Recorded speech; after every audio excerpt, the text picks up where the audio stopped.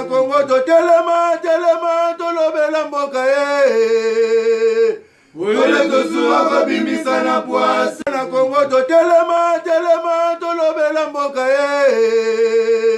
Wole to suwa ko bimisa na poasa ba député to votaki bazo salarien to tele la funa bazo salarien Congo to lega na mwamba bazo salarien to tele lukunga bazo salarien na baboko. Vendredi là mon abino nyonso na Kinshasa, na Brazzaville, na Bumbu, na Selemba, na Sankuru, un peu partout aux Hollandais, humble serviteur abino Paul Tossoa na pona musala oyo pona ko sela bato makabote mais na pona musala oyo pona ko servir bino website bino pe vérité ensemble na ba invité na biso libabe ya Congo ils allaient être politiciens akocha makeli les belé ceux qui n'ont pas eu beaucoup de tala bato muso bazo beaucoup lelo lokola ministre na biso ya fait étranger tilelo corps et ambassadeur na biso Sud Soudan ezo tula kuna na morgue to éviter ba morgue ya bunya soki za bien so ba pourquoi minen les atos kolamba kola morgue ozala na masina morgue mozala masina roi bon on a l'époque ba pourquoi minen ba no le bibembe est-ce que corps et ambassadeur na biso oazala qui accrédité na Sud Soudan tilelo oyo et ça non bien ministre il a fait étranger tant vous avez une opposition ba français qui toko ba analyse qui toko mais lelo apparemment ce kokelo côté parmi bato o lelo bazali ko aider tata mokonza mboka pour être nous basa musala mingi to singa na Alain zala concentré na plateau lelo ko za discréter na téléphone s'il vous plaît tout ça na invité de na episode bino lobi de ba Willy Michiki pour Willy Michiki na bande ko mususu John Lungila na Jimmy Kitenge ya PPRD o bazali na nzela mais avant cela nazo ko informer bato que lelo so komi mokonzi mo mokezo gagner kanisa rapé base na masina mona komba Jango Imvunzi Bolandele mona décidé avant de présenter Bino Willy Michiki c'est la toute première fois to yambaye alikena ko kiri Mai Malemba a félicité a condamné a insulté Jango Imvunzi tout le monde to battant to la ba image mais avant cela cadre FDC Willy Michiki Boni Kitoko konongono tout va bien avec nakati ya Union Sacrée moko moni ke damu PPACK makambo toke ne kitoko nata makabila zemu kabila sio comme bakala kabila wana idaki ba aventure kamena tokomi na makambo ya solo oyo zomona ke vraiment baimboka baiko tala balobi ya solo mboka izo kambama na batu ko telema hôtel Mandela de fachi béton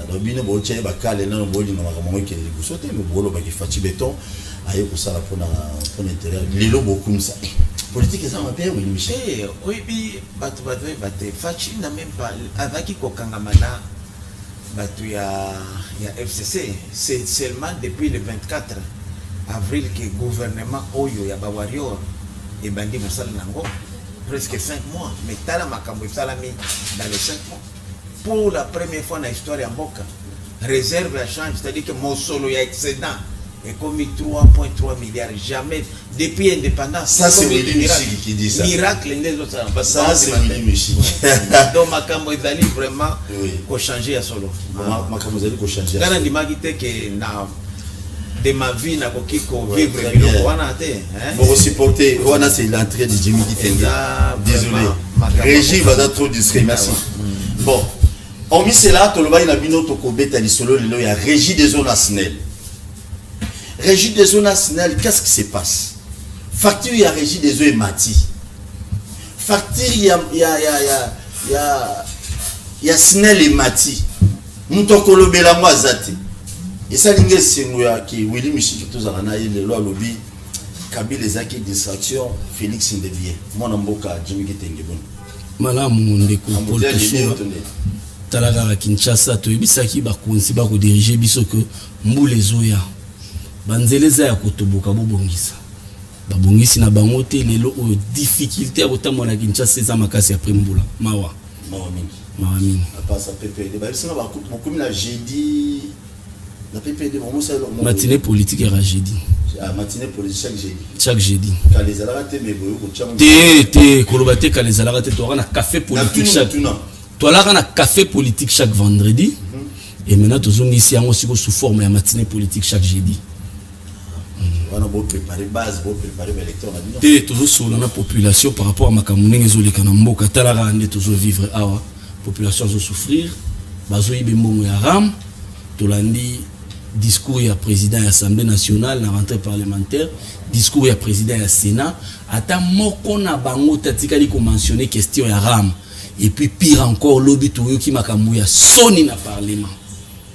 Bandeko bazui ba jeep ya soni, ba jeep ya libabe, ba jeep ya maya misu ya population ba ko ibe mbongo na ram, mais baza incapable ya koya ko sa musalo ba fotaki bango. Lobby mboso azo lela na plateau.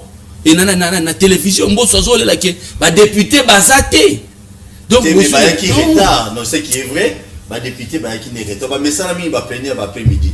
Parce qu'on a 9h on dépasse mon. Eza soni pour na mboka après que ba pesa bango ba jeep. Des gens qui ne méritent pas ba jeep. Très bien, merci beaucoup. Si j'ai la mission mukolo lelo, na éviter la richesse que vous allez près. Botia la mission élément na ya curage ya mai malemba oyo moko ba élu ya masina akende ko sala kuna Derrick c'est prêt. Ok, merci beaucoup. Botia la mission élément.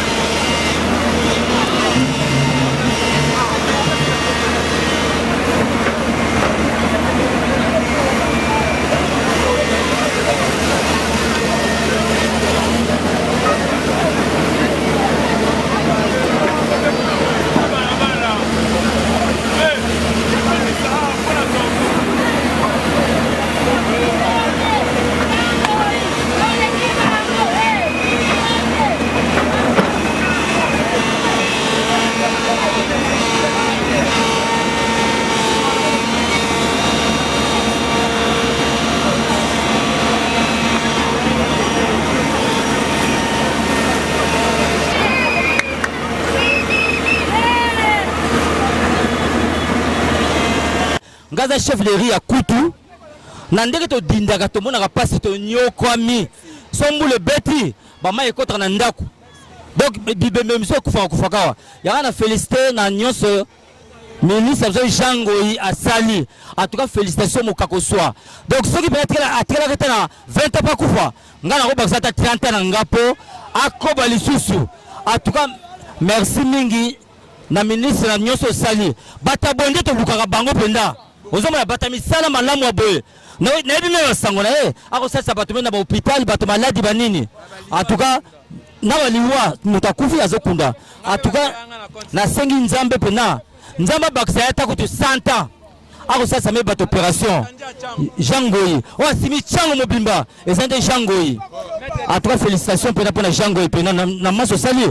Bana kutu pe bana changu. Ba féliciter yo.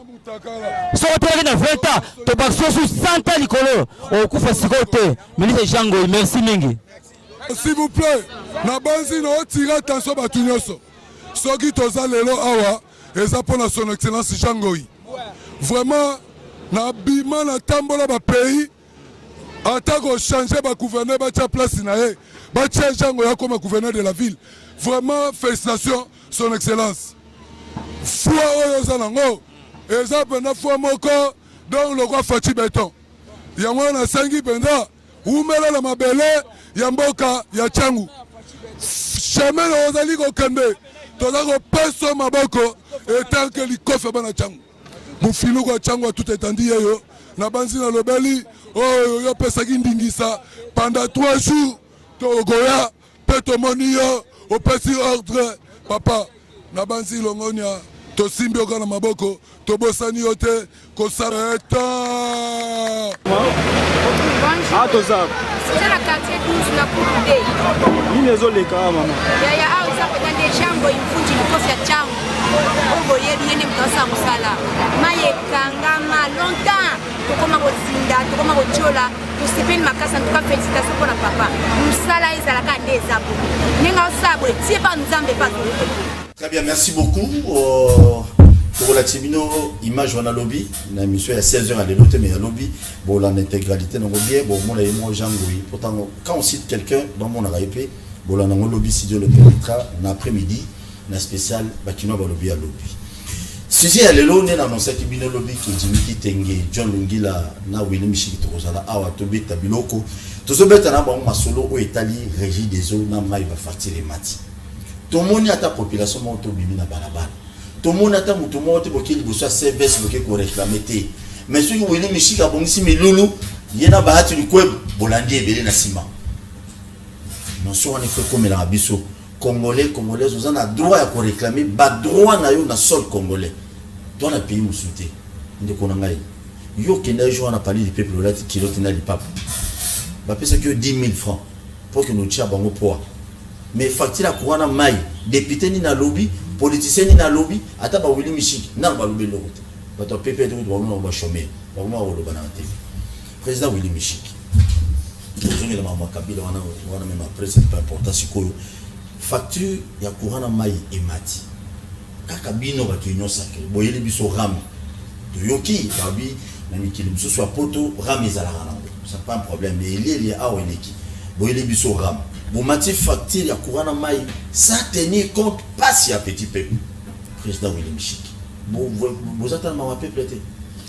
Bon, d'abord, Nakoki Koloba en tant que aussi ancien ministre, il y a énergie et ressources hydrauliques, il y a beaucoup de Congo. Et ça passe ming, c'est vrai que c'est l'île, il y a communication, il y a une entreprise, oyo to ezali na effet direct sur les vécus quotidiens à Congolais et pesaka opportunité à expliquer comment bazo élaborer ba facture na bango. D'abord na koloba lelo yo bakambi ya ba entreprise wana malheureusement baza na vision ya union sacrée. Soko moni oyo aza DG wana aza mutu ya PPRD ya régie des eaux autaki na avec conseiller principal. Il y a président Kabila pendant plus d'une décennie na présidence. A Messeni Bizaleli Akuna de baye ko pesa ya entreprise wana. Donc ceux qui service lelo eza ya mabe wana et ko ebisa biti yango no moni pendant que tozo beta masolo yo tozali ko préparer ba mandataire sika oyo bazoya na vision ya union sacrée. Puisque ce n'est pas normal que ozo pesa maïté na moto. Mais au lieu que facture qui t'a isomat.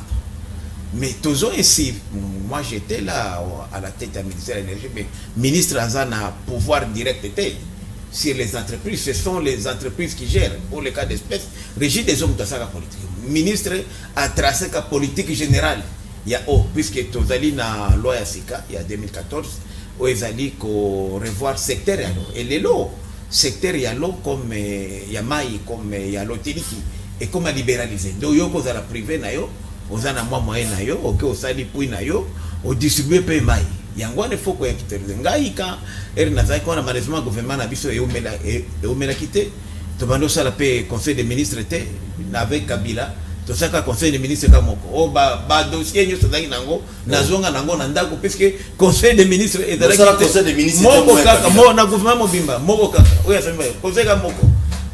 Bagra ya oyo ba Nehemi ba Shadari ba bando beta biloko na gouvernement parallèle alors moi biso ba ministre toye comme tozaki ya yo bino ba saki gouvernement na bino sai combien ça qui 5 mois na 5 mois mais c'est pas possible parce que normalement chaque semaine depuis époque ngana zaka ministre na Mobutu kala yo pour humilia et puis 8 fois na kidnappé rébellion donc ngana za grand prêtre ceux qui ont expérience ya gouvernement wana en tout cas na Congo toza mingi te 8 fois na zaki remanié donc 8 fois nommé ministre donc na conseil de nommement chaque semaine. Deux ans d'expérience à Massolon. En tout cas, depuis 26 ans, naza ministre Tilelo.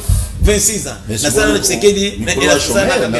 Non, Mikolo naza chômeur puisqu'il naza enseignant à l'université, naza pe consultant, naza pe planteur agriculteur. En tout cas, na gagné kafi na beaucoup de kata salaire qui ministre Lelo nazo gagner plus. Même tout naza nango et l'équipe même ya ministre à fonction. Donc pour dire aux Congolais que tu peux même gagner ta vie sans qu'il y ait un gouvernement, il n'y a pas que au gouvernement. Mais là, il n'y a pas de mingi. C'est pourquoi moi, c'est les ministres, donc Kabila, c'est non, c'est donc Félix Sassa, c'est pas un avantage à Kabila. Justement, puisque Babanda, Moussala, Isaac Nini, Kabila va distraire un mbongo. Moi, je ne comprends pas. Autaki na exilé, Bayawa, moi, mbongo, abandon, si vous avez un sala, il y a gouvernement, et qui n'ont pas la compétence au regard. Il y a beaucoup de constitutions. Oui. Ce sont les conseillers qui dirigeaient. Alors là, a signé quand na batazo nommé à éviter. Donc le président Félix Saïbi va nommé. Mais justement, puisque tout se passe, aucun nommé Moutoute sans qu'il y ait un conseil de ministres. Nous avons dans le secteur, nous avons nommé Batou. Nous avons des ministres du secteur. Nous avons un dossier, puisque le dossier faut mango, abino neme alobi yaka nango. Mais nous avons un détail du cabinet au Tanani. Président Mononakate, au béni président, non, je suis indisposé. Président Mononakate. Donc, le conseil, il y a un peu de effimaté. Le contrat, on a Léoné, Oyo, Bakendaka, qu'on négocie avec les Chinois. Président, il faut éviter. Il faut aller dans le Parlement, il faut aller dans le gouvernement. Il y a un contrat minier, un actif minier. Il y a quand même des milliards de dollars. Chaque mois, tu as perdu rien que dans le secteur minier. Chaque mois. Plus de 500 millions de dollars. Il y a mafia. Parce que contrat na bango. Donc, c'est devenu. Il y a un mboka. Puisque Maï Ozoloba. Ngana lobaka ngai. Ernaka na ministère ya énergie. Dans le bipo nangai. Ba entreprise net basnel. Ozotala lotiliki. Net ba régie des eaux. Ezotala Maï. Tellement que ba entreprise wana. Eza na expertise. Il fallait que ça la privatisation et gestion. Ba loki privé moko boye. Comme ce sont des services publics et ça a un impact na vécu quotidien na biso to pesi tozui majorité à blocage net état à cause de 55% 45% on peut faire privé air privé à côté à Mosolonae ako lelo yo bat 80% il y a tuyau au ezali au lelo et comme avec qui va mettre 1 milliard de dollars pour la réhabilitation il faut un privé mais en contrepartie mutu akolinga nazana batu mingi nataka sondage nanga na privé la partie nanga inana na tuni batu et puis inana comment tout dans 17 provinces si le 26 tout mais le long activité mingi évidemment ezoko sala na il y a grand prêtre Bahati Modeste oui nazana 3 députés mais le lot tout ça la activité mingi ngamoko naza pe eli il y a Walikale. Mais comme nous avons la moka au Eboko ndenge bakour constitutionnel et bandoko kata biso mais na seni au moins seni non seni a publié kinga dans la www.seni.cd c'est les 3 sièges Willy Michel qui grand prêtre meilleur élu et d'ailleurs j'ai fait 48 000 voix donc je suis parmi les meilleurs élus de la République. Dans un grand prêtre mais si j'aime non batona ka ona bela rébellion de ba voter si dans batanga eh tu te biso dagi rébellion à peuple ya ko bonza ba bandi ba kindaka pe na bango to fandi. Très bien, merci beaucoup mais on peut si biso solution mais aussi singatende ko ndena na lobi il fallait ba entreprise net puisque ouais zali émission moko éducative tozo luka solution pour mboka et que ouais ça makambo politique te secteur net wana comme l'état na biso gouvernement na biso avec ba moyen mingi te ngana proposer ki to sala privatisation et gestion neti ba régie des zones nationales bazui privé moko opesi privé siko aena mosolo naye puisque ngana sala ki enquête na ngai j'ai rencontré des gens majorité balobi nous sommes prêts ya ko futa 2 fois facture to do futa lelo na mai na courant mais pourvu que mai yaka ngana taka na denda na ndako mona ville awa na Gombe na pe na ndako moko na Pigeon mais na kama repa na ngana Pigeon comme on a 2 semaines mai ezo yate mais facture yaka toujours.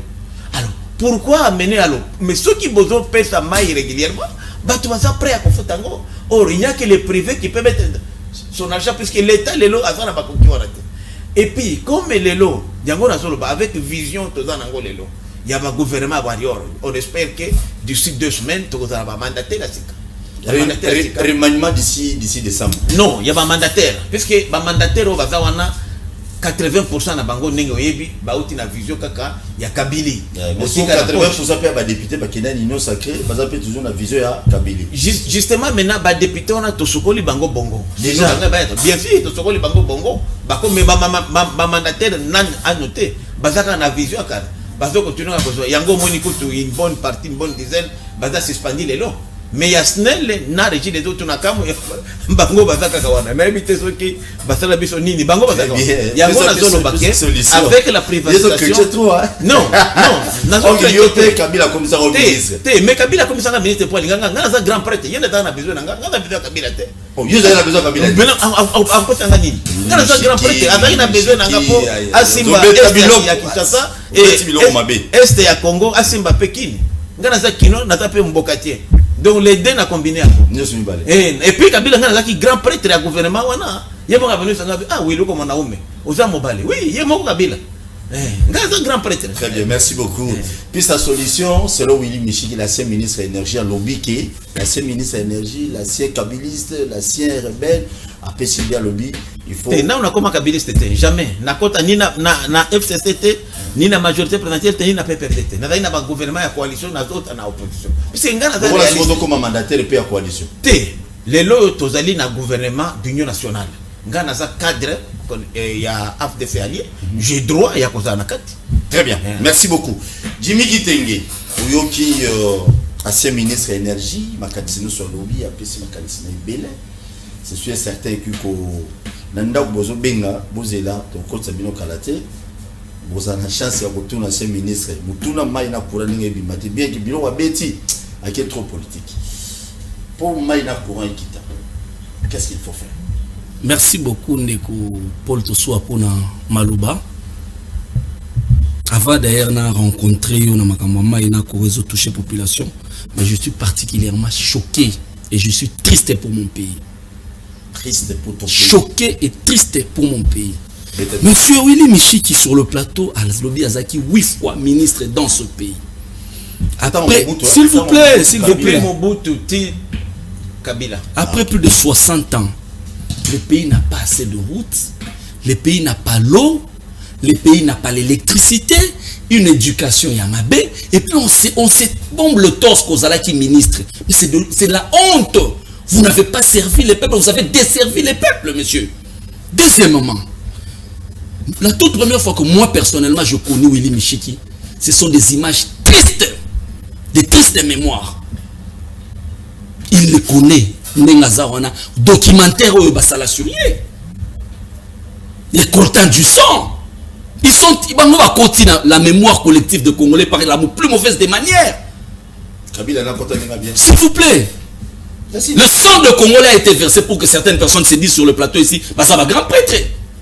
Pour que certaines personnes se disent que dans la ministre du gouvernement coalition.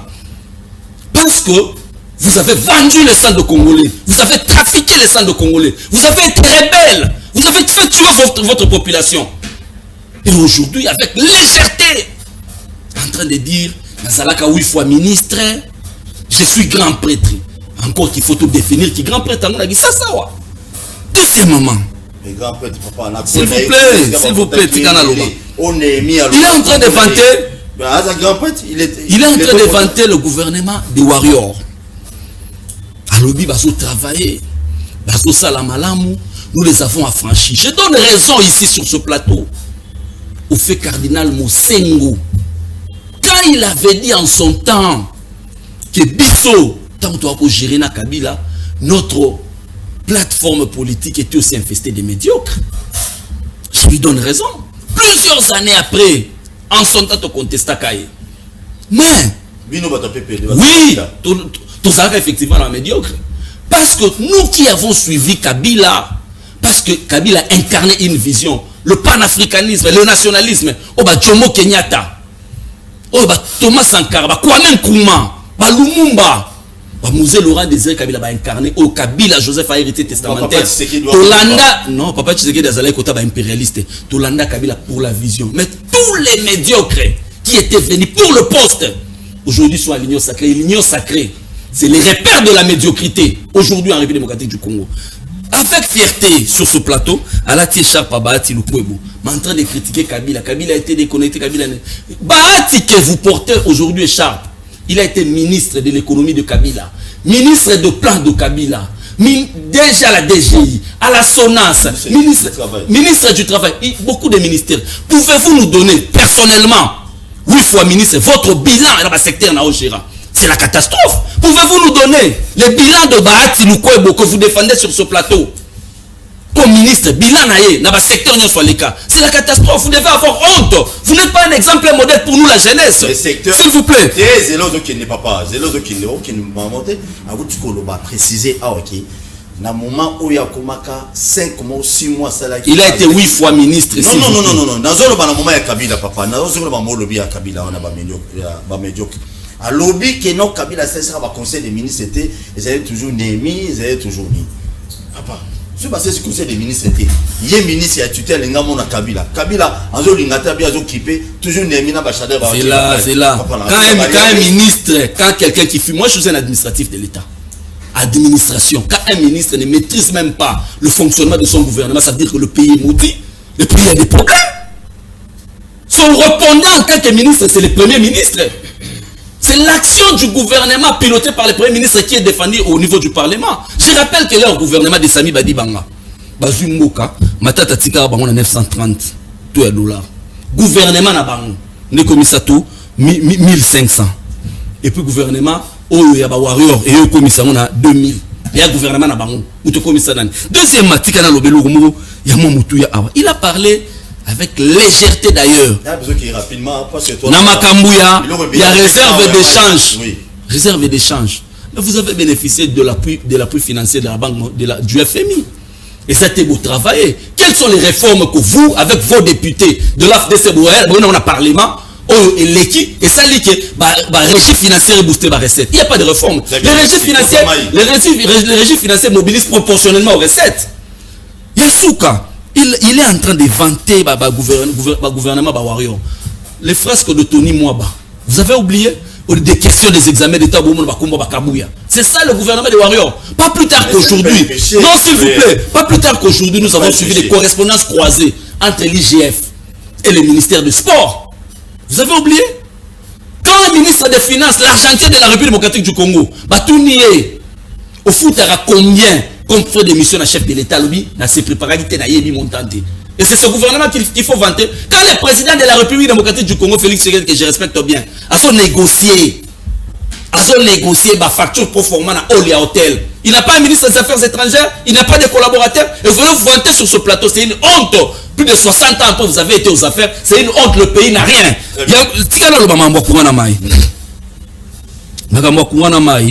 Très cher Nani. Porte Soua, l'amateurisme et les stages professionnels de la Union sacrée, on vous a laissé un cadre institutionnel et constitutionnel. On vous a laissé les structures étatiques solides que Kabila n'a pas trouvé d'ailleurs. Mais à ta réflexion, mon côté à politique, il y a comment améliorer la fourniture d'eau et d'électricité. Exacté. Encore qu'il doit définir c'est quoi l'union sacrée. Nous connaissons vision sacrée. Jusque-là, dans l'expression vision a été l'unique vision que nous connaissons du président Tshisekedi. C'est ça qu'il a exposé dans l'hôtel Béatrice quand il était candidat. Il n'y a pas de politique. Nous devons faire un effort pour qu'on a 2023 tout a fait un stage professionnel. La gestion Mboka. Il n'y aura rien en termes d'eau, il n'y aura rien en termes d'électricité, ne vous en faites pas. Mais tout le monde fout à bilo que toujours consommer. Très bien. Merci beaucoup. Nandaku, toujours fumo la téléphone. Après, Koloba président Willy Michik, tu fumo le téléphone. Non, mais il faut équilibrer par rapport. Non, c'est pas un problème. Mais Nazo qui est bien. Vous avez tapé des papas. Ah, toi, j'ai dit ce qui n'est pas. Vous avez Willy Michik. Dans mon bano comme moi belé, rectifiez mon bouquet et puis tu fumo le téléphone. Tu mets des lots ensemble là, c'est sa solution. Comment maïna courir quoi. Voilà, d'abord quand on a intervention, il y a un déconabis Jimmy Kitenge. Je comprends facilement pourquoi PPRD a perdu la majorité, a perdu le pouvoir, puisque vraiment c'est de l'amalgame, amalgame total, azo mélangé, salade, naba, na fumbwa, donc vraiment ok. D'abord on a l'ingi na rappelé Kolobake. vision oyo toza nango lelo na union sacrée est bien clarifiée dans le discours du chef de l'État il y a le 6 décembre de l'année passée. Asalaka division wana ye wana ndenge bato ba deraki na soki okei lelo otangi oki ko télécharger discours du chef de l'État na yebi ke bino ba jape pete bolinga kotanga te o yangwana bobeba alobi awa vraiment na ekamusinga ngana alobi d'abord documentaire ngana ça homme d'affaires documentaire na sala coltan je suis parmi le plus grand à l'époque exportateur ya coltan mais kende na rapport mapping okomona ba homme d'affaires ba politicien nyoso presque bazali na kati même les tenants na bango lelo komba Willy Michel Kizati aucun rapport sur le pillage du Congo Willy Michel Kizati ekenge so na lobi na grand prêtre politique na pe grand prêtre ya ba affaire ngana za na biloko ya mulili na kota kate mbele batu nayo ba Nehemi ba Shadari ba binga mbele ba quand même ko contredire ngate ngana lobi eloko je suis scientifique na pesa ka eloko na ko lo te biloko buso ba te ndengo zo ba biloko te soki na lobi eloko na pesa yango donc ngai jamais na trempa na magoye ngai Willy Michel je suis propre maboko pembe yango na lobaka pembe yango bel moko to ande na Congo na bakiselo bel moko to zane na Congo abomate za Willy Michel en tout cas ngana bomate ngai na yakinde ko organiser entité maimai na sala même rébellion te basenga kinga na uti poto na exil na ngai ba binanga diriger entité Mobutu na kimisa na exil oui Mobutu na zaka opposant Mobutu na pe opposant il y a Désiré Kabila ça même mandat d'arrêt international par ngai contre ngai pour te dire que tu es grand prêtre na komi na Washington na aéroport ba bloquer nga mandat d'arrêt watina na Congo na kiwana je ngamo avocat we give you a lawyer I don't need a lawyer je ne veux pas bêter na boka na bêter si d'état na démontrer que c'était un mandat politique ba libérer na kei donc na ngaki na rassurer ndeko oui donc na uti musika ndeko nanga donc Jimmy na ngina rassurer Jimmy bon je comprends peut-être ngai en tout cas na ba rapport nyoso kotanga okomora komora ngate Willy Michel ndeko oyo ni ya makila ni ya pillage na zate okobeta lelo komba Willy Michel na zala bilo nanga mususu ya politique na sala kame oya ba magui wana ndenge okomona ba Nehemi ba Shadari ba tunabino wana we moko ba zate na ngina no ba puisque Australie pe amalgame on continue le moment na liga voilà beti bilo ngoleka OK ça va ba Nehemi ba nani ba magui bon ba to ba yelelo sinde na zoro ba magui te baza sibazana makala ba musuma zana abarna surveiller bazali matata zapi Vital Kamera zapi Aminanga Weli Bakonga azapi Eteni Longonda zapi mais c'est ça non attention Eteni n'est pas libéré Eteni a joué des libertés provisoires pour des raisons médicales comme peut matata lelo azana kati mais matata avait pas nandako mais Aza poursuivi, il faut pas tout. Mais non, il y a une liberté puisque c'est les magistrats instructeurs qui apprécient. Mais Nalinga qui n'a chité na eloko moko important. 13 capitales puisque on comprend de Konanga avait une expérience à gouvernement même si c'est là bon peut-être là nous intéressé à tant que fonctionnement il y a gouvernement. C'est bien. De Konanga au moni ba ministre baza kuna. Baza na pouvoir mon côté. Bo pesa bango. Le programme du gouvernement est élaboré par le premier ministre chef du gouvernement en concertation avec le président de la République. Ministre, secrétaire, capable de quitter le programme. Il y a un ministre qui a un programme. Non, tu peux améliorer le programme. Comme Ganayaki, n'a moni loi sur la libéralisation du secteur de l'électricité, secteur de l'énergie, n'a pas si touche n'angai dengue à quoi appliquer. Mais jamais qu'il y a un ministre au tabou rien. Et comme je l'ai dit ici, il y a un ministre, il y a une vision, il y a améliorer le secteur. Il y a un gouvernement. Il y a que la constitution est claire. Le ministre est le responsable de son département. Et toutes les décisions se prennent au niveau du conseil des ministres. Le conseil des ministres entendit. C'est puisque, mais si le conseil des ministres ne se tient pas de Konanga, il n'y a pas de bilan.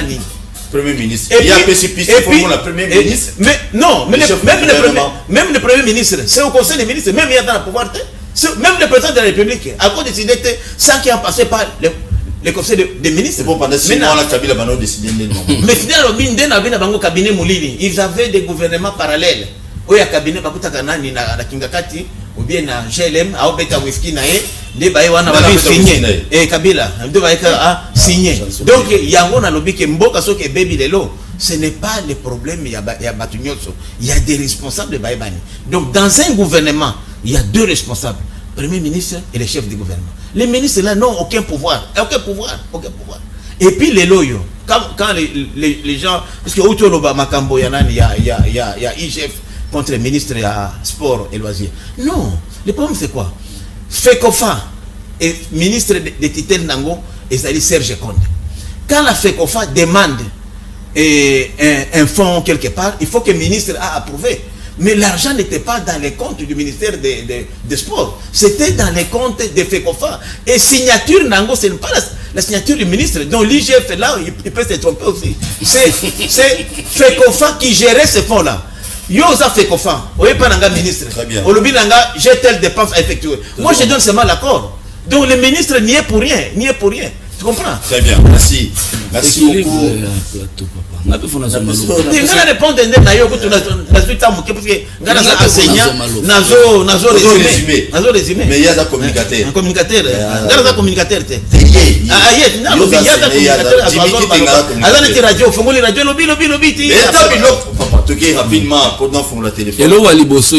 Je retiens, il a démontré par A plus B. Je voulais qu'il en arrive là. Il a mordu à l'hameçon. C'est-à-dire? Je voulais qu'il en arrive là pour nous démontrer l'incompétence que j'ai toujours décrié, les folklore, le populisme de M. Alenguete. J'avais suivi personnellement le dossier, j'ai lu les correspondances, j'en sais quelque chose. Alenguete est dans le populisme, dans l'incompétence.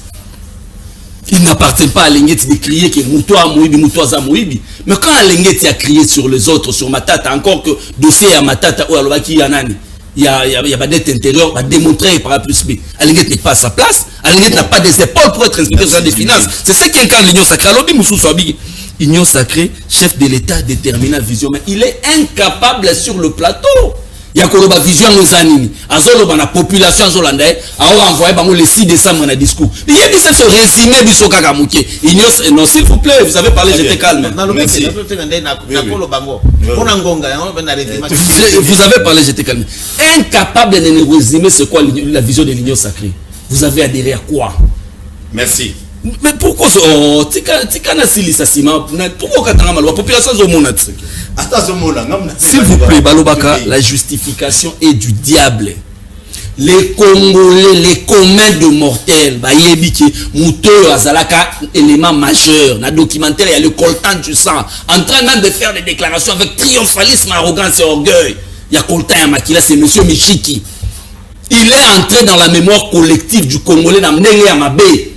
Et c'est là où moi, personnellement, je l'ai connu. Mais il vous parle ici à Zalaki, vice-ministre et à énergie. Mais pourquoi est-ce que vous ne nous parlez pas tant qu'on aura ministre cette fois, parce que vous n'avez pas de bilan. C'est une honte pour vous en tant qu'ancien ministre, 8 fois ministre, Oya Kolobana plateau, sinon, dans sa grand prêtre, pendant que aucun secteur de la vie, il y a Congo et ça bien. Il n'y a pas de bonne route, il n'y a pas d'eau, il n'y a pas d'électricité, il n'y a rien. Merci. Tu ne peux pas te vanter, il faudrait plutôt être modeste. Vous n'êtes pas un bon exemple pour la jeunesse du Congo. Nous devons vous reléguer dans l'histoire sombre du pays. Merci. De même aussi, Naamaki Moutouma, Alobaki et Kabila pas un modèle pour la Congoté.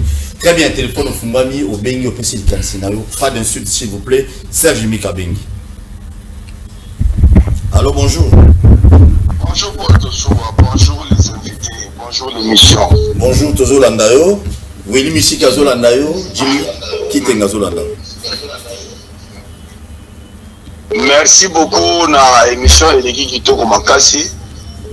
Ndenge pe nani Jimmy Kitenge azo palola 8 fois premier ministre. Nous avons 8 fois ministre pe ya Malunga et Salemate. Mais papa lelo na occasion. Nga na ebitan na zaki na ista to sala bitumba to landa pe président Etienne Tshisekedi pour la démocratie à l'élo. Mais aujourd'hui, sur l'occasion de poser la question à M. Willy Michiki, qui nous avait dit en son temps, Papa Etienne Tshisekedi ndenga kei wana abozonga te. Et là, wana tire na posa apesa biso ba congolais réponse. Très bien. Donc c'est que azaki na secret ya liwa ya papa o ya l'acception démocratie. On attend Mazalina Kabila. Kuna nazotuna te. Wana nga liko ebate lelo na zuye na plateau na zolanda apesa biso eloko nini tindaka ye aloba ete ndenge président Etienne Tshisekedi akekuna akozonga te, c'était aussi une préméditation, donc il est aussi poursuivable na soki wana. Très bien, merci beaucoup. Il faut qu'on m'apporte répondre parce qu'il y a beaucoup d'appels comme la souka. Allô, bonjour. Allô, bonjour. Oui, au Bengu, comment on a une déco? Depuis Maluku. Comment on a dit? Ok. Bon, on est dans l'émission. L'émission est venue de la Macambouta d'image. Macambouta d'image, bon. Moi, je vois que c'est des distractions. Nous souffrons concernant la courant. Et donc, il n'est pas mentionné quand il fait ce point-là. Mais reste là, il y a une distraction inutile. Merci.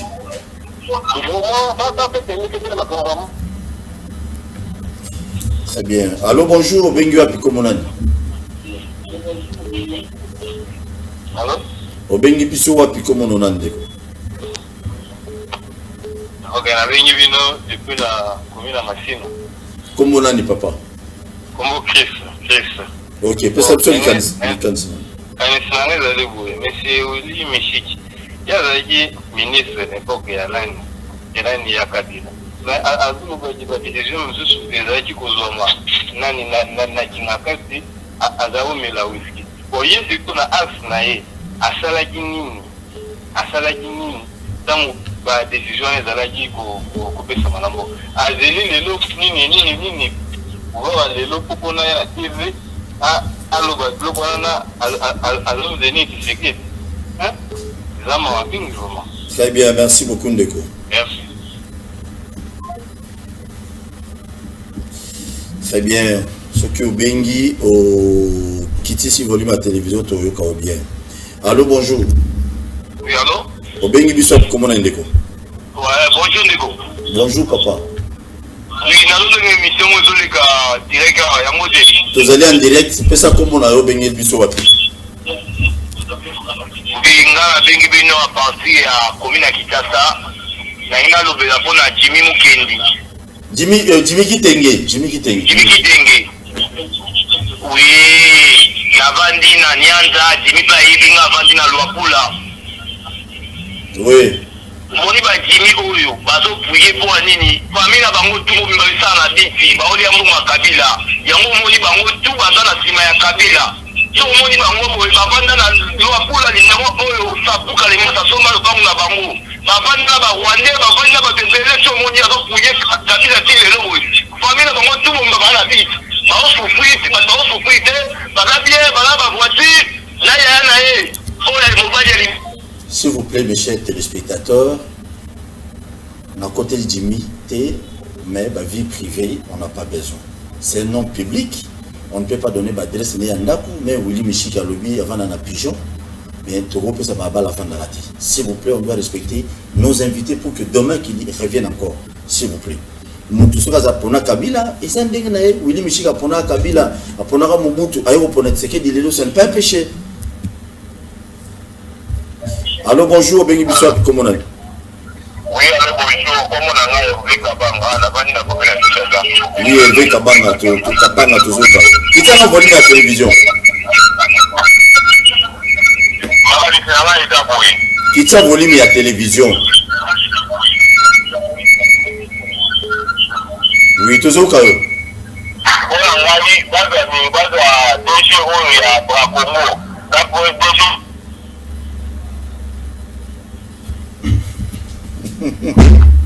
Allô, bonjour. Ali baza déjà brakomona ya bralima bacha bango. Na régie de zona mai ko sale lota. Sale lo bomano lango mai na ndako. Allô, bonjour. Allô, bonjour. Oui, bonjour. Obengi biso api, comment on a dit papa? Bonjour, monsieur Paul Tesoua. Bonjour. Nabengi bina passé Ngagema na précisément dans le quartier Joli Park. Oui, papa. Le nom? Bon, la zone à la bino en direct, c'est monsieur Ndekila. Oui, papa. La ligne qui intervenir dans deux volets, rapidement la ligne Kolobaboy. Parfois, ça fait honte dans les jeunes pour la politique. Et que bino, les journalistes, vous êtes censés éclairer biso. Vous êtes là, biso, bateau, bateau, sous quoi endormir biso. Tu vois, je ne suis pas contre qui que ce soit, mais je veux parler par rapport à M. Willy Nchiki. Il a de l'expérience en politique, il est en train de s'inventer ici comme pas possible. Même dans ses affaires, il est en train de dire des choses. Mais est-ce que lui, réellement, dès qu'il est là, il est à modèle? Il a traversé combien de plateformes politiques pour comme ici, Koyazani. Et quand il est en train de s'attaquer à un jeune ou à Pogné Sika, et malgré que Bazan a retraite, il a une retraite, Matika, mais Sika n'a eu. Alors qu'il y a mon toit à homme d'affaires à 5 mots. Mazoko Kokanampiaka, il y a quelque chose.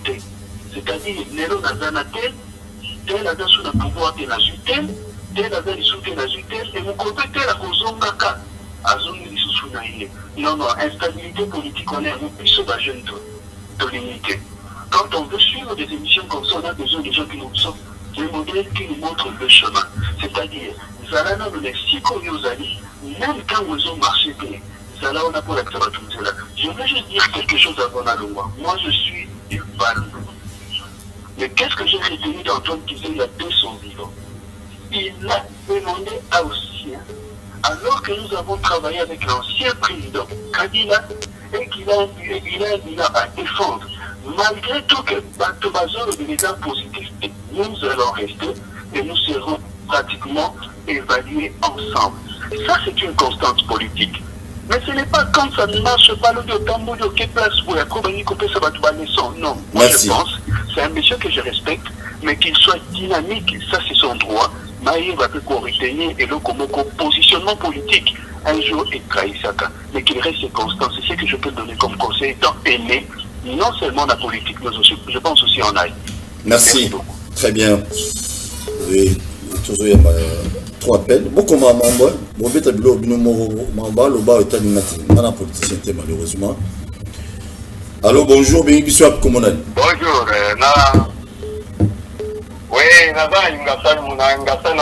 oui, Combonani, s'il vous plaît, papa. Jean-Paul, hein? Oui, papa Jean-Paul, bête à bilo. Oui, dans le biboui. Dans le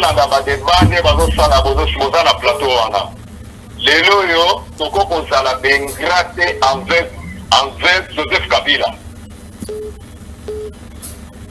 Voilà. Parce que les loyaux, toujours le bas, on peut que ça partait, population, toujours se retrouver et tout le monde.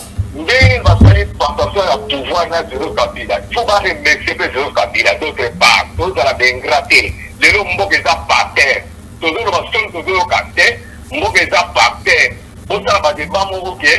Moke madame, mais moke so qui était, moke ça partait. Donc, tu l'as dit au Kabila, à ça, il y a à partir du pouvoir, dans le bien. Et là, on a essayé de dire, on va voir comment Kabila, ça c'est ingrat. Merci beaucoup. Très bien, merci beaucoup. Tobaxa. Allô, bonjour.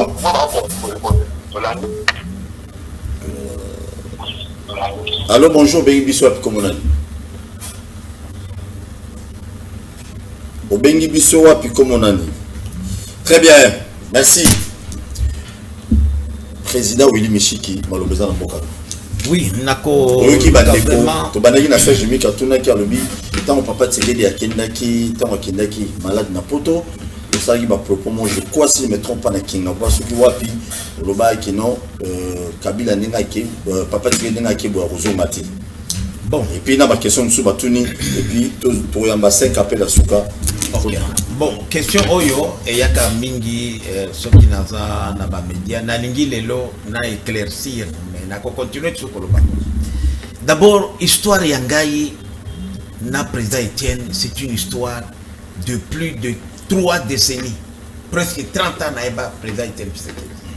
Quand j'étais à Goma, avant naïa même na Kinshasa, tobando komela naï mikanda, à l'époque ba internet était là kate, naza na pile boya, aba lettre manuscrite, oya poste, Etienne azo komela ngai, aibi atangate ya mona ngata na elogi na kati. Oka ke leader moko jeune moko azakuna buya. Et ndere na yaki awa président ya mbingai na komi d'abord président fédéral il y a IDPS na komi awa après na koti na comité national il y a IDPS tina keko koma era Mobutu abandolo ba IDPS ezali parti ya baluba ba kasayen to restructurer yango président a commis Kibasa Maliba, premier vice-président, c'était le premier Kassaïen, Joseph Ngaloula, deuxième vice-président, Marcel Yaou, Moutou Équateur, troisième vice-président, Vincent Boakem, Moutou Bandundu.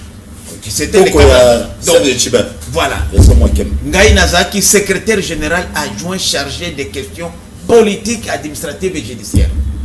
J'étais la 6e personnalité, puisque le docteur Bazinga Moutafaï, secrétaire général, Moutiaba Congo. Et Tshisekedi Azaki, secrétaire national à l'organisation. J'étais son chef. Au monde à Papa Tshisekedi, le père, bien sûr. Félix Azéga, même la politique. Félix Azéga, même la politique. Félix Azéga, moi, il y a président Etienne. Donc, au Moni Valère Yamutu a dit, et il y avait 2 personnes qui m'avaient soutenu. Frédéric Kibasa Maliba et Etienne Tshisekedi. Pongana la chef naye.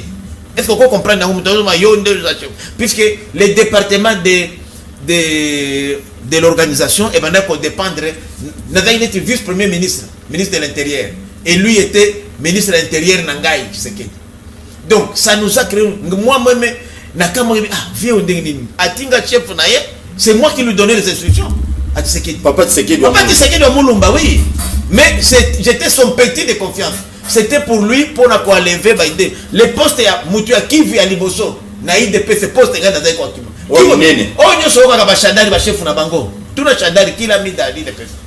Tout le monde, j'étais le président de la commission d'implantation à Kivu. Manyema, non, qui vous dit, Ngai Willy Michikyo. Quand ça Moutua Kala? Naïdep. Courage. Et puis, on a clandestinité. Donc on a demandé comme ça qu'on le bat à secret mais c'est ça qui a fait que Nazaki proche à Etienne. Naïbaka Etienne n'était proche d'Angaï, c'est bon. J'étais son petit de confiance. Alors, c'est quoi pour répondre à Namuto pour pourquoi j'avais dit ça.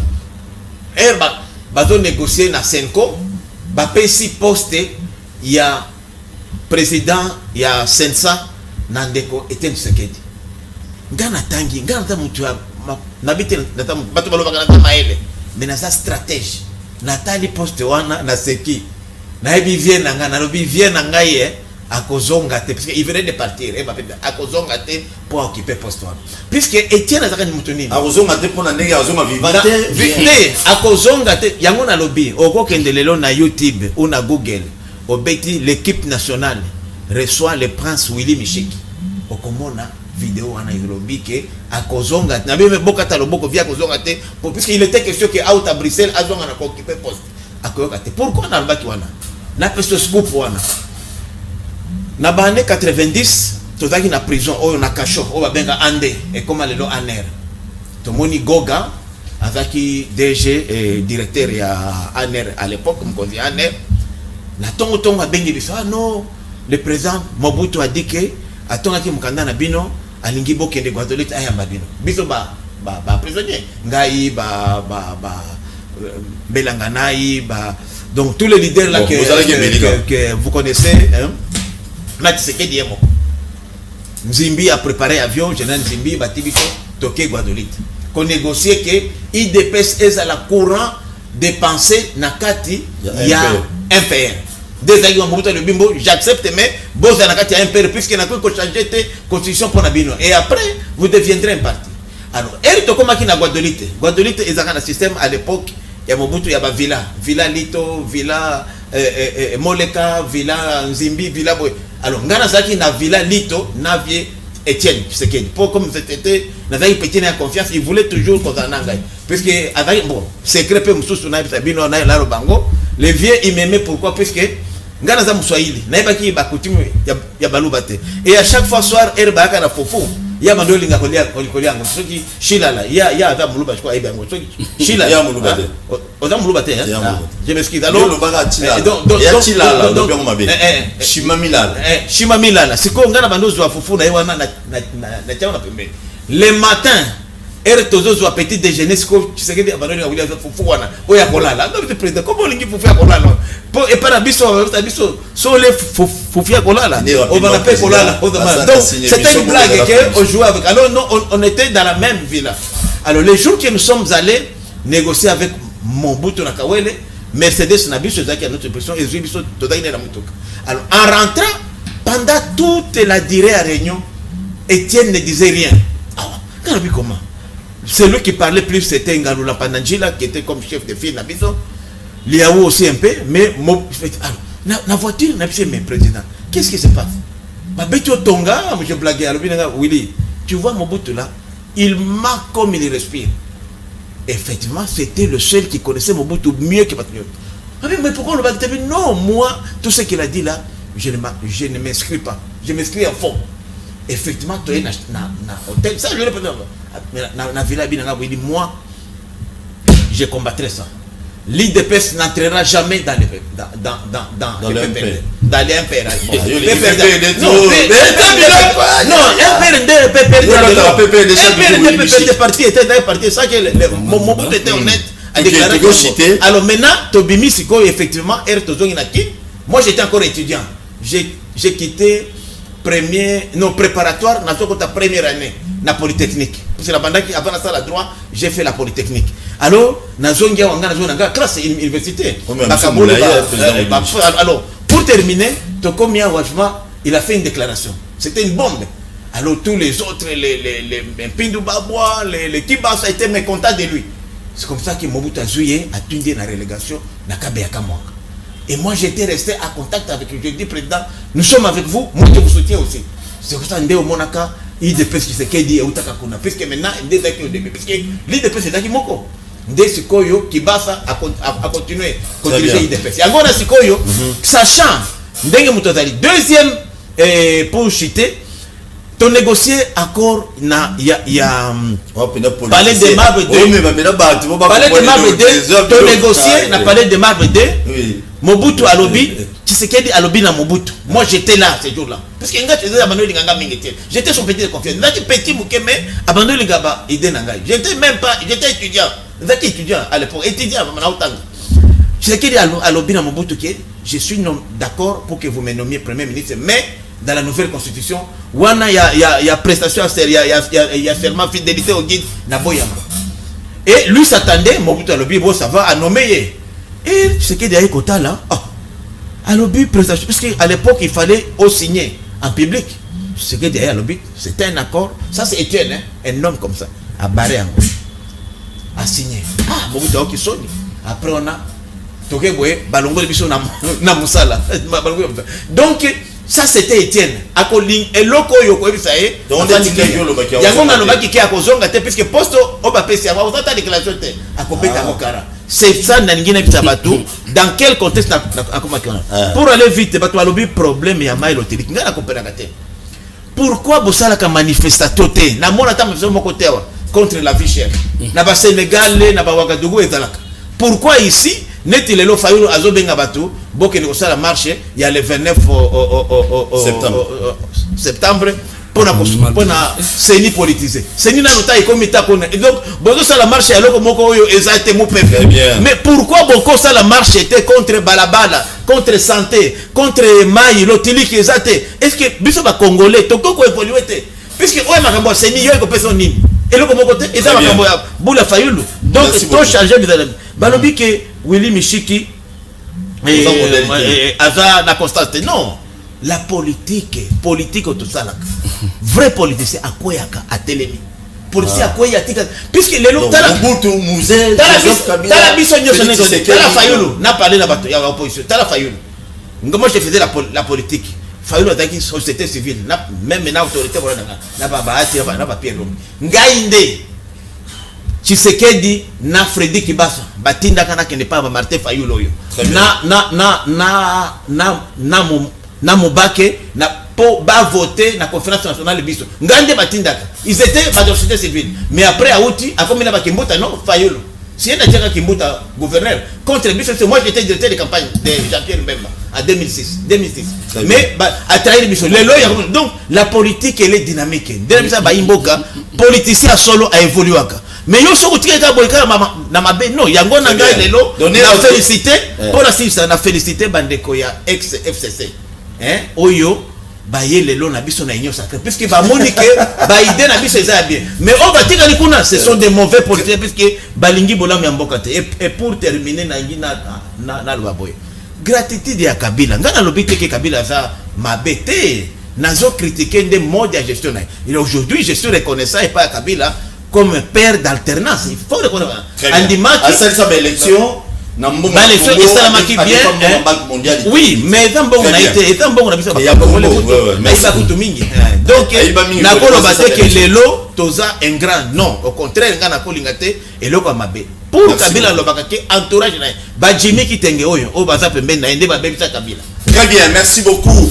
Je félicite bienvenue Lyotan Joli fidèle à Kabila Tilelo mutumo autobenga na pigeon. Je connais peine à lobby qui est ma fidèle à Kabila. Il faut que tu aies la constance, il faut que na vie ko banga penza la trotter quand même bilingue Jimmy qui tengna pas tout sous union ça va permettre à Kabila lelo. On vous encourage mais William Chika lobby il faut que ça la politique cette dynamique donc lelo c'est Félix Tshisekedi n'est plus président avant qu'il ne s'allie na mutobola na 2026. Na sasa mabete mutazana ba 2023 biso ozana Félix c'est aussi robé yango na élection ko sala et le président vient de le confirmer na tribune internationale qui est les Nations Unies. Bongo zali bongo biso to produire.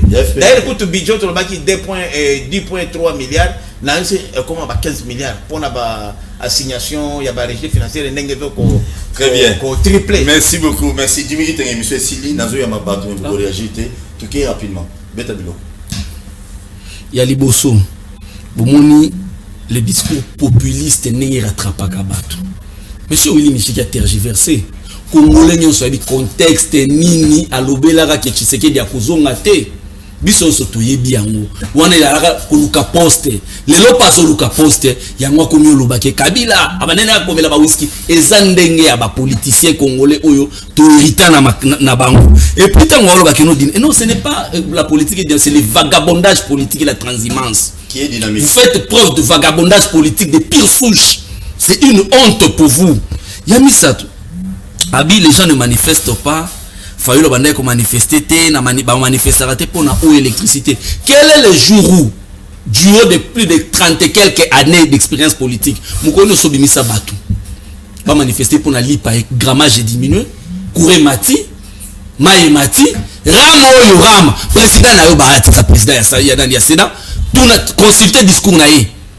Il y a rentré parlementaire lobela ki Ram. Moukono Sobimisi Batou pour na Ram. Votre gouvernement de l'Union sacrée. Yebisa biso sa population ram eza taxe to za impôt nani azozo mbongo wana eza soni militaire aza na front azobunda azo souffrir azinda mbo unité atia benga mwasi na ye na Goma abenga mwasi na ye na Bukavu abenga mwasi na Kisangani bali mbongo ram eza soni pour faire qu'on défendre sur le plateau c'est une honte et puis en tant que juriste je suis vous êtes juriste mais au décevoir ngai la histoire nous sobete et puis tu encourages le mal. Alobi, fait Etienne Tshisekedi du Amoulou s'est retrouvé devant un document. Le gars là, c'est convenu qu'il a Mobutu te au nom, loyauté au guide. Abaré, un peu la souka ou a posé signature. Un document officiel et sans retirer sur charge. Quand les juristes ne maîtrisent même pas les prérequis, les méandres de sa profession, il y a un problème. Il y a un problème, monsieur Michiki. Très bien. Pour conclure, Narolo Baboué, ça fait plusieurs années que vous êtes aux affaires. Moi, je vous propose une retraite politique. Vous devez aller en retraite. Après plus de 60 ans, vous n'avez rien produit à la nation. Vous allez qui un élément absorbant, un élément soustrayant. Maintenant, nous avons besoin des éléments additionnels. Nous devons vous reléguer dans les oubliettes sombres de l'histoire de notre pays. Parce que vous n'avez pas laissé les routes, vous n'avez pas laissé l'eau, vous n'avez pas laissé l'électricité, monsieur Michiki. Il n'y a rien. Vous avez détruit l'enseignement. Il n'y a rien. Et puis ne vous vantez pas, Nazalaka, où il faut un ministre. Dans sa grand prêtre, c'est ça qui grand prêtre. Très bien, merci beaucoup. Copier population, c'est ça qui grand prêtre. Koliambongo, il y a Kota, il y a Makila, c'est ça qui grand prêtre. Nous sommes tristes pour la République. Beaucoup. Merci. On a Derek, je reçois 5 appels. 5 appels s'il vous plaît. Et puis, on fait ça, Maloba et Bokabouane. On a des bureaux à la suite, s'il vous plaît. On a pris un beaucoup de bureaux à la suite sur la question. Ok. Allô, bonjour. Allô, bonjour. Bonjour. Obengi biswap comment on papa? Comment on? Allô.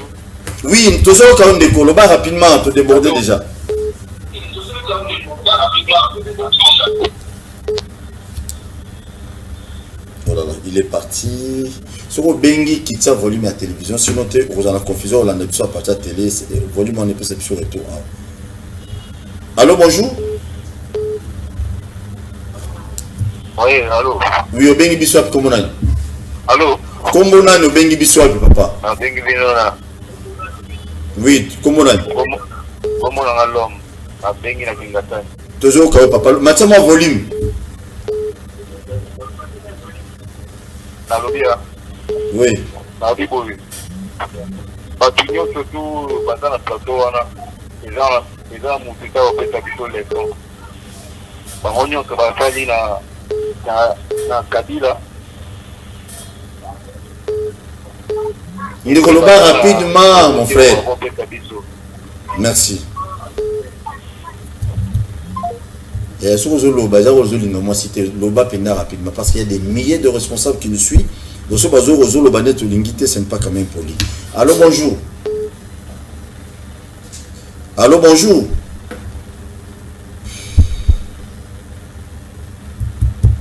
Très bien. Tout quand il m'appelle parce qu'apparemment nous allons comprendre Barry qui nous sauter. C'est qui?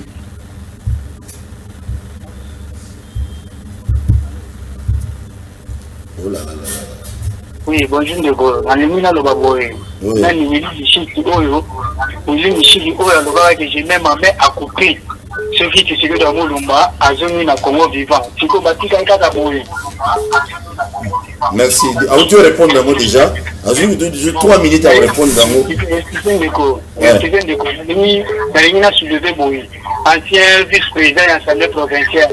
Kingi ye moko asalisa na tete na bosolo na politiki aloba ke makambo fayulu apesa André Kimbuta go eza ya lukuta.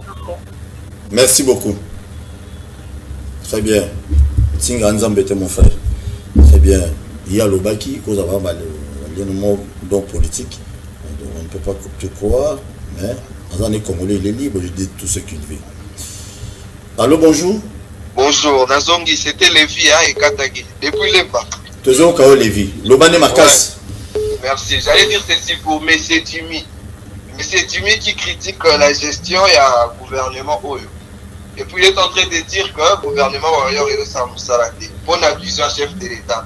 Est-ce qu'il y a ça qu'on peut critiquer l'État des droits au Ezali par rapport à la vision chef de l'État? Là, l'État des sièges plus gratuité d'enseignement.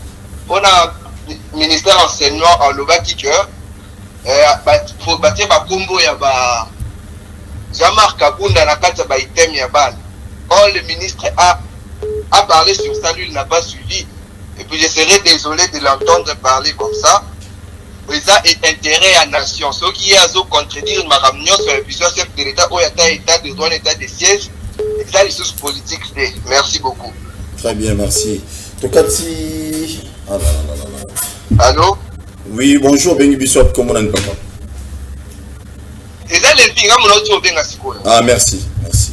M'appelle le Kébili. On a les vies. Très bien, nous avons obligé au cadre d'appel de déborder vraiment en casse. Président Willy Michik, de l'Oba Boukabouani. Bon, il faut revenir sur Makambo. Théo, on a déjà répondu déjà. Comme on va dire, c'est que dit bien, non, ça va. Et le Canada qui n'a l'Oba pour ne pas s'éterniser sur des débats stériles et qui ne nous font pas avancer.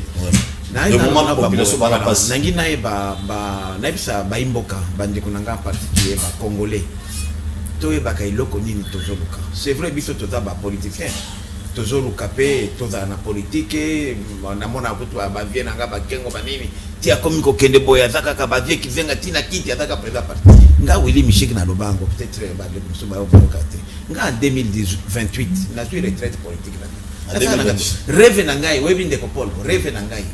Na passé ba dernier jour nanga na ferme nanga na plateau na tongo na ki na zui miliki ya ngombe nanga na meli na ki na matembele nanga bila. C'est mon rêve vraiment. En 2028 on a travaillé beaucoup ngana pandaki ministre na 26 ans Yali Bosso. Donc vie nanga nyoso oyebi kengai, je ne me rappelle pas dans les 15 dernières années jour ni nalala avant 1h du matin. Tongo nazali na moni passe mi na nyokwa. Alors na ko comprendre te ba yaya na ngai o bazama likolo.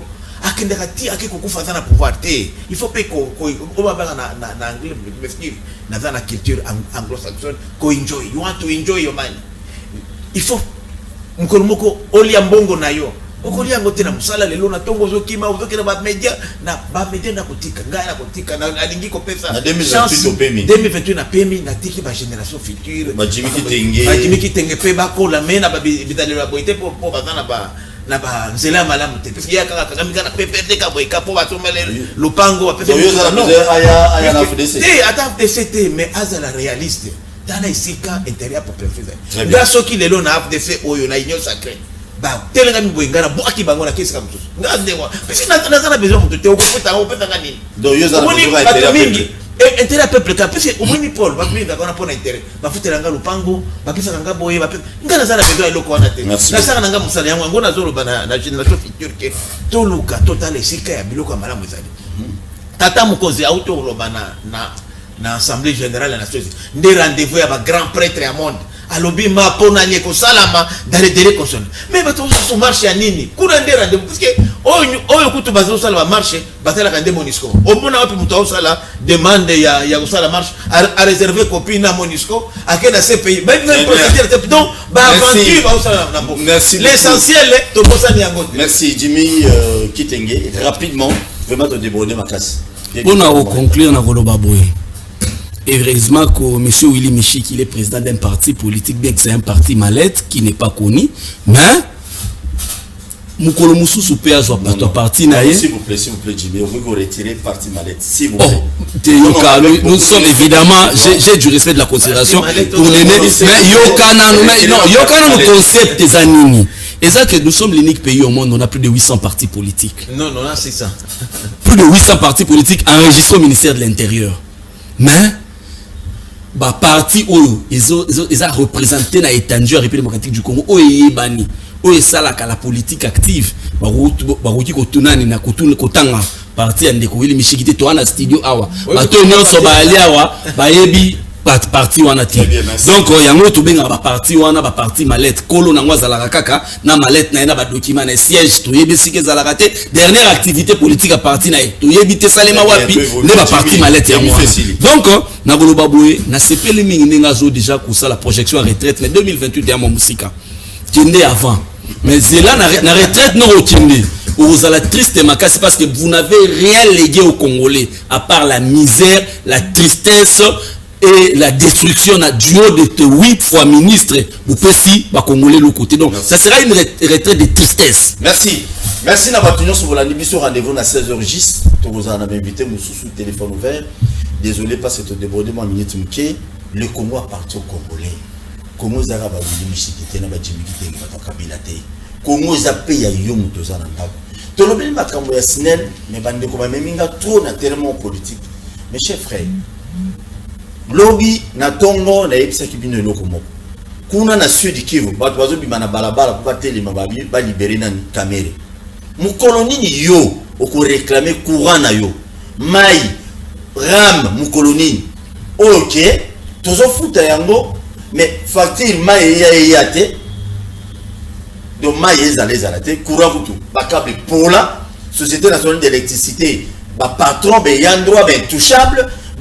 Policiers pour pas courant. C'est par là que la population faut pas la responsabilité. Des fois, président de la République a comme on le Régis des eaux, qu'est-ce qui ne va pas? On a facture chaque jour, c'est tout Régis des eaux, on a bagé, et on a facture, on a le kuta, kala. C'est ce qui est normal, même à terme de la fouta. Il y a des Congolais mis en charge, ils attendent que non, tous les gens Willy Michik a payé au polo. Ba tapisi au polo na mbongo bazozo wakata ba institution na biso kesa l'état ba la tso ba polo na nzela yo anozo yana kilote noko OK il bosoti je sois pas nationaliste. À tout à l'heure à 16h na ba invité monsieur. Merci na Willy Michik qui nous répond l'invitation. Merci beaucoup. Merci na Jimmy Kitenge. Merci Kabili c'est ça. Mon panafricaniste nationaliste kolo yo bolongo olongo pas Kabilo qui ailleurs. Désolé. Merci, à tout à l'heure à 16h.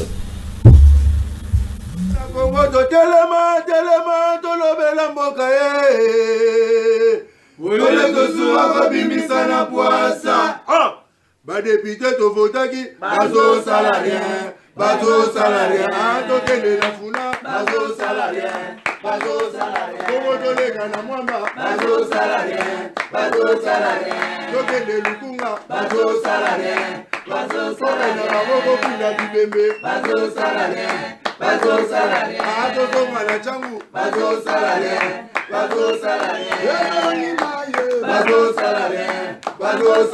alakolali molili, bazo salarié, ekulune paye, bazo salarié, alabalengani na mama, bazo salarié, ekolali wape, bazo salarié,